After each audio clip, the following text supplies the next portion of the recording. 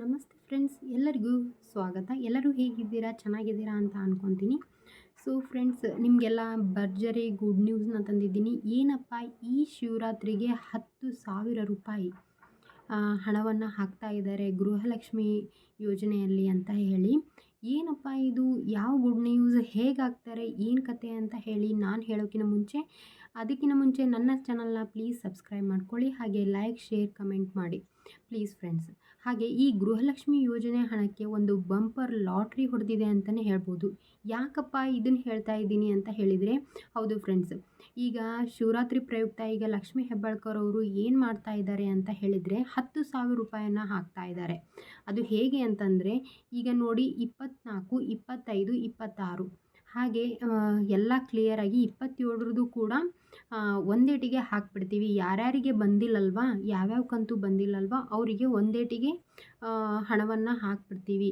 ಹೀಗೆ 10,000 ರೂಪಾಯಿ ಒಂದೇಟಿಗೆ ಹಾಕ್ಬಿಡ್ತೀವಿ. ಸುಮ್ಮನೆ ಅವ್ರಿಗೂ ತಾಪತ್ರಯ ಬೇಡ ಅಂತ ಹೇಳಿ ಲಕ್ಷ್ಮೀ ಹೆಬ್ಬಾಳ್ಕರ್ ಅವರು ಡಿಸೈಡ್ ಮಾಡಿದ್ದಾರೆ. ಸೊ ನಿಮಗೆಲ್ಲ ಖುಷಿಯ ವಿಚಾರ ಇದೆ ಫ್ರೆಂಡ್ಸ್. ಸೊ ನೀವು ಏನೂ ಕಾತುರದಿಂದ ಕಾಯ್ತಾ ಇದ್ದೀರಾ, ಅದಕ್ಕೆ ಒಂದು ಸಿಹಿ ಸುದ್ದಿನ ನಾನು ತೆಗೆದುಕೊಂಬಂದಿದ್ದು ಇದೆ ಫ್ರೆಂಡ್ಸ್. ಸೊ ಹೀಗಾಗಿ ನೀವು 10,000 ರೂಪಾಯಿಯನ್ನು ಪಡಿತೀರಾ. ಈಗ ಎಲ್ಲ ಕಡೆಯಲ್ಲೂ ಕಮೆಂಟು ಬರ್ತಾ ಇದೆ. ಒಂದೊಂದು ಕಡೆ ಬಂದಿದೆ, ಒಂದು ಕಡೆ ಬಂದಿಲ್ಲ. ಒಂದು ಸೋಷಿಯಲ್ ಮೀಡಿಯಾಗಳಲ್ಲೂ ಹೇಳ್ತಾ ಇದ್ದಾರೆ ಬಂದಿಲ್ಲ, ಬಂದಿದೆ ಅಂತ ಹೇಳಿ.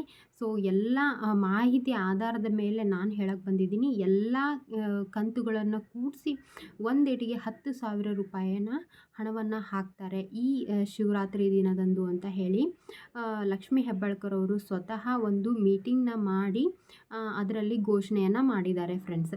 ಸೊ ನೀವು ಯಾವುದೇ ರೀತಿ ಹೆದರುವಂತಹ ಅವಶ್ಯಕತೆ ಇಲ್ಲ. ಸೊ ನಿಮಗೆ ಎಲ್ಲ ಕಂತಿನ ಹಣ ಕೂಡ ಒಟ್ಟಿಗೆ ಹಾಕಿಬಿಡ್ತಾರೆ. ಅದಕ್ಕೆ ನಿಮಗೆ ಯಾವುದೇ ಹೆದರುವಂತಹ ಅಗತ್ಯ ಇಲ್ಲ. ಸೊ ಫ್ರೆಂಡ್ಸ್, ಮತ್ತು ಈ ನೆಕ್ಸ್ಟ್ ಮುಂದೆ ಏನಾಗುತ್ತಲ್ವ ಆವಾಗೆಲ್ಲ ಈ ರೀತಿ ಡಿಲೇ ಆಗೋದಿಲ್ಲ ಅಂತ ಹೇಳಿ ಕೂಡ ಅವರು ಒಂದು ಮನವರಿಕೆಯನ್ನು ಮಾಡ್ಕೊಂಡಿದ್ದಾರೆ. ಇನ್ಮೇಲಿಂದ ಈ ರೀತಿ ಡಿಲೇ ಆಗೋದಿಲ್ಲ. ಎಲ್ಲ ಹಣವನ್ನು ಒಂದು ತಿಂಗಳು ಮಾತ್ರ ಡಿಲೇ ಆಗ್ಬೋದು ಹೊರತು ಈಗ ಒಂದು 3 ತಿಂಗಳು ಡಿಲೇ, 4 ತಿಂಗಳು ಡಿಲೇ ಈ ರೀತಿ ಆಗೋದಿಲ್ಲ ಅಂತ ಹೇಳಿ ಸಚಿವರೆಲ್ಲ ಮಾತಾಡ್ಕೊಂಡಿದ್ದಾರಂತೆ. ಸೊ ಹೀಗಾಗಿ ಫ್ರೆಂಡ್ಸ್, ಮತ್ತು ಇನ್ನೊಂದು ಏನಪ್ಪ ಅಪ್ಡೇಟ್ ಅಂತಂದರೆ, ಜೀವನ ಪ್ರಮಾಣ ಪತ್ರವನ್ನು ಸಲ್ಲಿಸಲೇಬೇಕು. ನೀವು ಯಾರ್ಯಾರು ಸಲ್ಲಿಸಿಲ್ಲ ಅವರು ಸಲ್ಲಿಸಬೇಕು. ಅದನ್ನು ರೂಲ್ಸ್ ರೆಗ್ಯುಲೇಷನ್ಸ್ ಏನಪ್ಪ ಅಂತ ಹೇಳಿ ನಾನು ಮುಂದಿನ ವಿಡಿಯೋದಲ್ಲಿ ಹೇಳ್ತೇನೆ ಫ್ರೆಂಡ್ಸ್. ಯಾಕಂದರೆ ಇನ್ನೂ ಅದ್ರ ಬಗ್ಗೆ ಅವರು ಹೇಗೆ ಸಲ್ಲಿಸಬೇಕು ಏನು ಅನ್ನೋದ್ರ ಬಗ್ಗೆ ಏನೂ ಡೀಟೇಲ್ಸ್ ಕೊಟ್ಟಿಲ್ಲ ಅಷ್ಟೇ. ಇದ್ರ ಬಗ್ಗೆ ಅವರು ಒಂದು ಸಭೆಯನ್ನು ಕರೆದು ಒಂದು ಚರ್ಚೆಯನ್ನು ಮಾಡಿದ್ದಾರೆ ಅಷ್ಟೇ. ಸೊ ಫ್ರೆಂಡ್ಸ್, ಇದಾಗಿತ್ತು ಇವತ್ತಿನ ಸುದ್ದಿ. ನಿಮಗೆಲ್ಲರಿಗೂ ಖುಷಿ ತಂದಿದೆ ಅಂತ ಅಂದ್ಕೊತೀನಿ. ಪ್ಲೀಸ್ ನನ್ನ ಚಾನಲ್ನ ಸಬ್ಸ್ಕ್ರೈಬ್ ಮಾಡ್ಕೊಳ್ಳಿ, ಹೆಚ್ಚು ವ್ಯೂಸ್ನ ಕೊಡಿ ಅಂತ ಹೇಳಿ ಕೇಳ್ಕೊತೀನಿ. Thank you for watching friends.